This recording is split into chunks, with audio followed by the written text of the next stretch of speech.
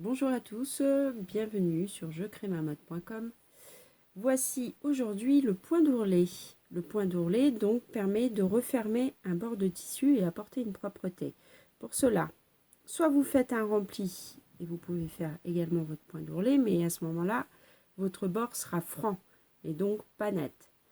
Donc vous pliez une fois, alors 1 cm ou 2 cm, tout dépend de ce que vous souhaitez comme ourlet, et une deuxième fois 1 cm. Donc vous prenez une règle bien sûr pour mesurer tout ceci.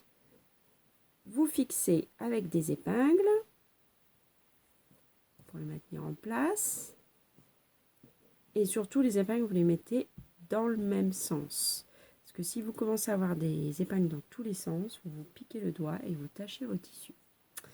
Le point d'ourlet s'effectue donc de droite à gauche. Alors après, si vous êtes gaucher, bien sûr, vous adaptez à chaque fois. Hein, peut-être que ça sera plus facile pour vous de retourner ou de commencer de gauche à droite. Moi, je vous présente les choses de façon académique, mais après, vous faites ce que vous voulez. Donc voilà, je pique en fait le bord de mon tissu et le bord de mon ourlet en même temps. Mon aiguille est oblique et je vais tirer. Je pique donc avec mon aiguille oblique et je tire. Alors évidemment, je prends un fil de couleurs différentes pour que vous puissiez voir, mais le but c'est qu'il soit invisible, hein. Donc si vous travaillez du blanc, vous prenez du blanc, si vous travaillez du rouge, vous prenez du rouge, etc. Du noir, du noir. Et vous allez faire tout ceci. Et derrière, le point ne doit pratiquement pas se voir. Vous prenez 2-3 fils à chaque fois, 2 fils. Il y en a qui le font avec un fil, mais un fil c'est pas très solide. Donc à vous d'adapter selon la matière que vous utilisez pour faire le point d'ourlet.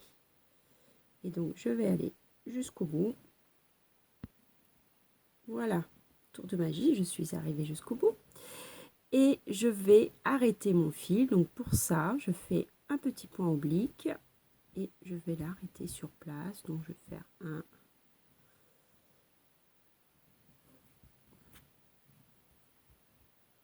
deux.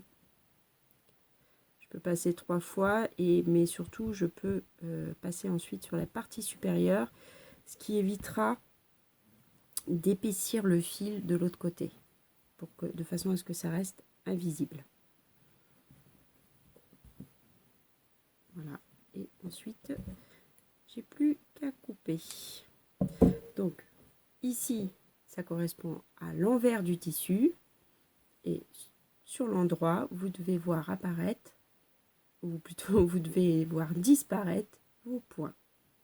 Je vous remercie et vous retrouve pour une prochaine vidéo sur le point invisible.